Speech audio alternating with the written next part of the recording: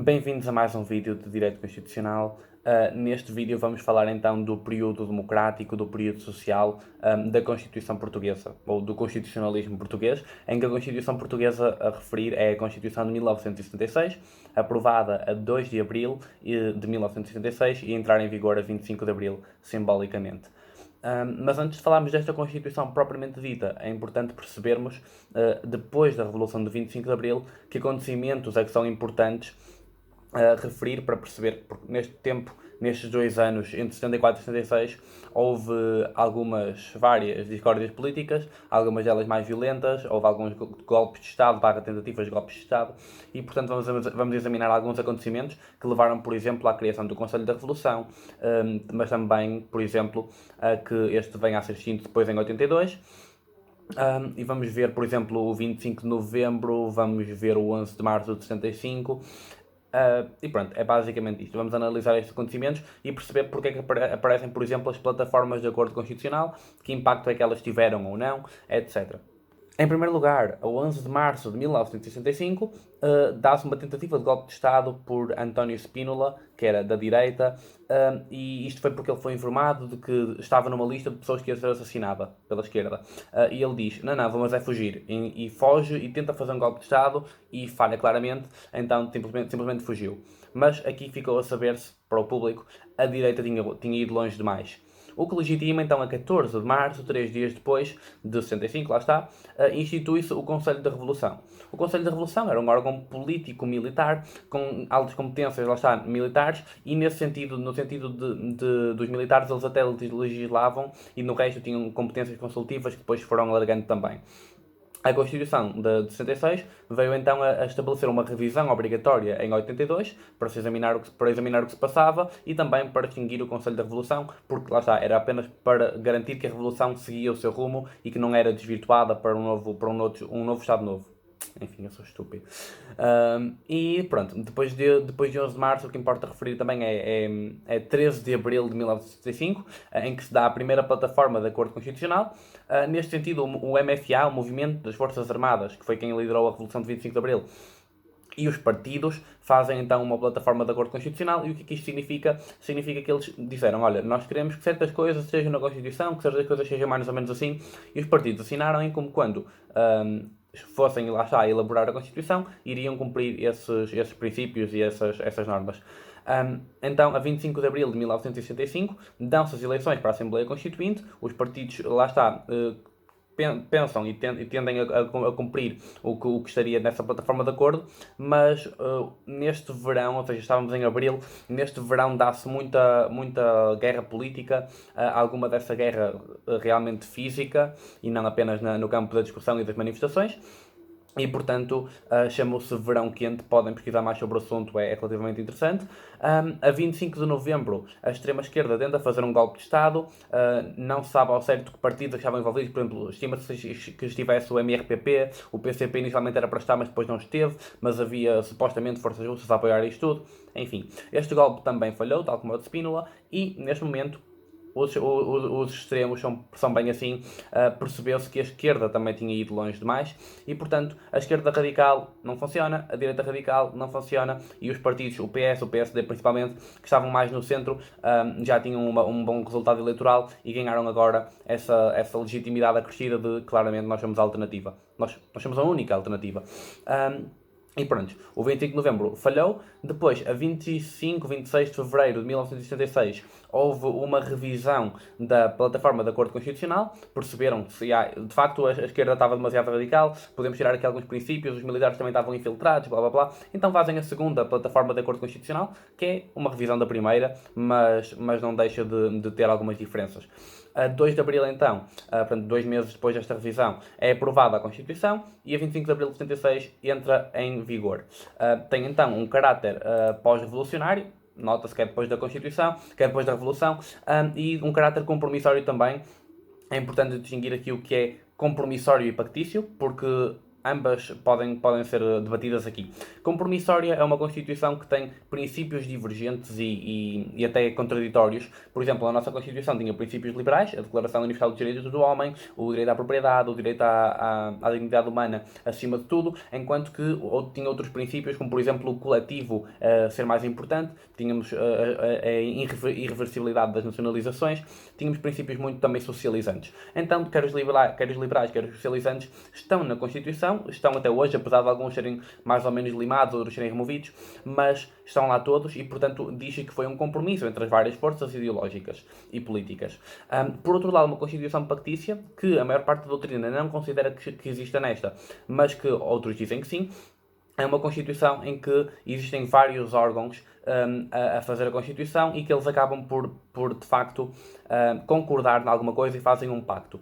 Neste caso, esta questão existe por causa das plataformas de acordo constitucional, porque o MFA não era um partido, o MFA não foi eleito para a Assembleia Constituinte, mas ainda assim, supostamente, teve algo a dizer, influenciou o que os partidos iam fazer. A doutrina que rejeita isto diz que simplesmente as plataformas de acordo constitucional não eram vinculativas, não eram juridicamente vinculativas, era apenas uma questão política e os partidos, se cumpriram ou não, e em parte devem ter cumprido, foi apenas porque quiseram e porque também se reviam nisso. Por isso, à partida, a Constituição não é pactícia. Mas a Constituição que foi aprovada em 2 de abril de 1976 não é exatamente a mesma que chegou até nós. Ou seja, a Constituição material, aquilo que ela quer no fundo, aquilo que ela tenta ser, é praticamente a mesma coisa, o núcleo está lá, continua a ser a Constituição de 76 e não lhe damos outro nome. Porém, ela sofreu 7 revisões, 4 delas ditas macro-revisões e 3 ditas micro-revisões, consoante o impacto que tiveram naquilo que era a Constituição. Portanto, vamos ver uma a uma de forma bastante breve.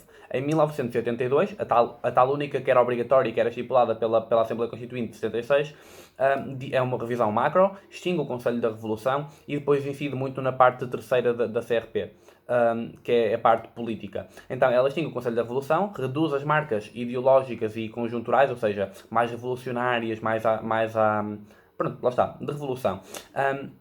E também a fiscalização política do governo, que era feita pelo Conselho da Revolução, passa a ser feita pela Assembleia da República e nós sabemos atualmente que temos um sistema semi-presidencialista, portanto com o Parlamento também a ter um grande papel, e lá está, o Parlamento faz a fiscalização política do governo.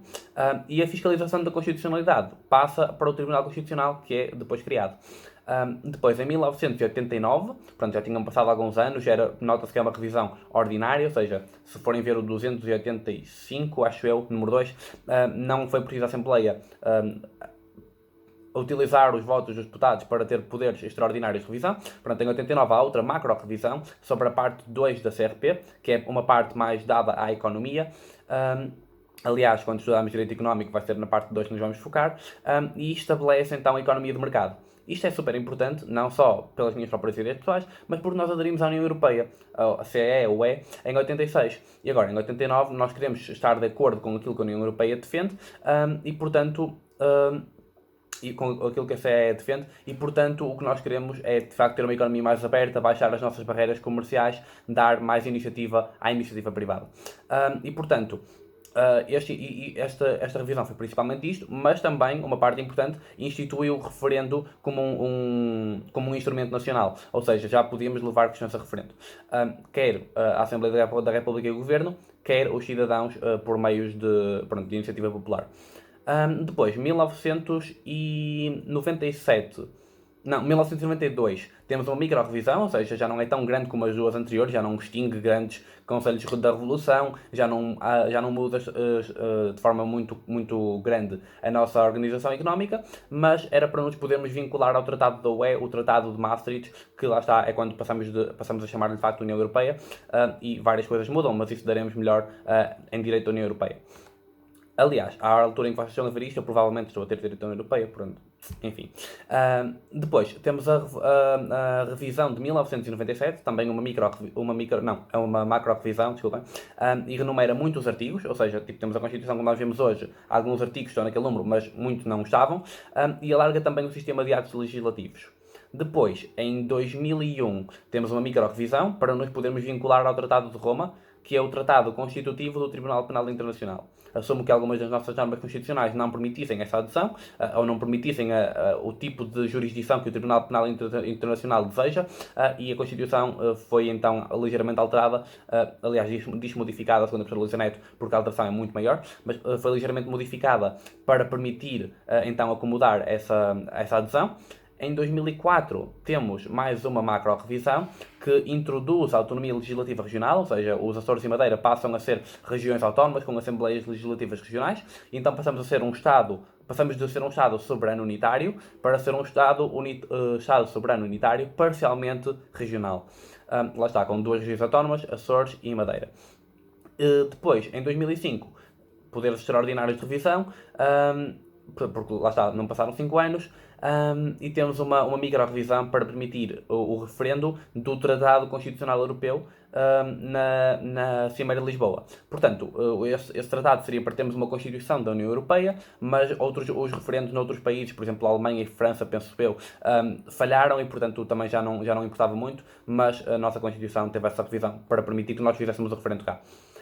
E depois, pronto, a Constituição não teve mais revisões depois disto, já não tem revisões há mais de 15 anos, mas temos agora, vamos ver rapidamente, a organização da Constituição. Nós temos, em primeiro lugar, os princípios gerais, desde o princípio da legalidade e da constitucionalidade, o princípio da dignidade da pessoa humana, entre vários outros. Temos depois a parte 1, que fala dos direitos fundamentais, que direitos é que são esses, os direitos, liberdades e garantias, os 10, os regimes aplicáveis. Temos a organização económica, temos, na parte 2, temos a organização política na parte 3 e na parte 4, na parte quarta, como preferirem chamar-lhe, temos a garantia da Constituição, que se divide em revisão constitucional, quais são os mecanismos de revisão, e a fiscalização. Temos então, isto aqui que vai ser noutro vídeo mais tarde, a fiscalização preventiva e a fiscalização sucessiva. Ou seja, se é antes dela entrar em vigor ou depois dela entrar em vigor, e depois pode ser abstrata ou concreta, mas isso vão ver melhor depois. E depois temos também as recepções que nós temos. Nós temos recepções formais na nossa Constituição, por exemplo, a Declaração Universal dos Direitos do Homem, artigo 16 ou 18, e depois materialmente temos também algumas recepções, como as leis mencionadas no 292 da Constituição, quanto à incriminação retroativa, porque lá está, isso viola a própria Constituição, dos agentes ex-PIDE ou DGS. O DGS não é de saúde, era de segurança. Okay? Mas basicamente a Constituição portuguesa de 66 proíbe a retroatividade da lei penal, mas ao mesmo tempo havia leis que criminalizavam ter sido um agente da PIDE e, pronto, era retroativo. Portanto, a Constituição, para que estas leis não tivessem que ser revogadas, porque o seriam se fossem desconformes à nova Constituição, a Constituição empresta-lhes um bocado de força para que elas continuem em vigor.